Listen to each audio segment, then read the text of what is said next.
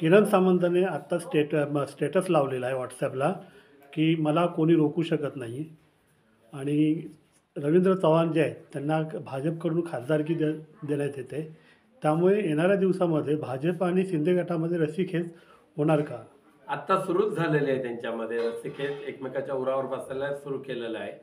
आणि ह्या लोकसभा मतदारसंघामध्ये रवींद्र चव्हाण असो नाही ते किरण सामंत असो, आम्हाला कोणत्या परिस्थितीत त्यांना 2.5 लाखाच्या फरकाने पाडायचं आहे ह्या निर्धाराने आमचे पदाधिकारी कामाला लागलेले आहे. तर त्यामुळे आम्ही कोणाची कोण येतोय म्हणून ते खूप घाबरलो अशा पद्धतीचं नाही आहे. पण एक मात्र नक्की, कोणत्या परिस्थितीमध्ये 10 जानेवारीच्या नंतर भारतीय जनता पक्ष आणि गद्दार गट एकमेकाच्या उरावर बसणार म्हणजे बसणार. किरण सामंत जे सध्या उत्सुक आहेत खासदारकीसाठी, परंतु भाजपकडून जर त्यांना देण्यात आलं नाही तर शिंदे गट त्यांच्या विरोधात जाईल का?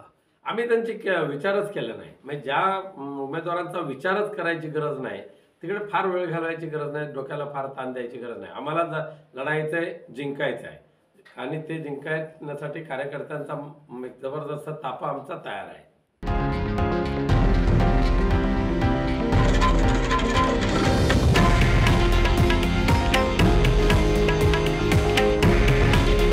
हे आहे देशातील नंबर 1 न्यूज नेटवर्क आणि आपण पाहत आहात TV9 मराठी.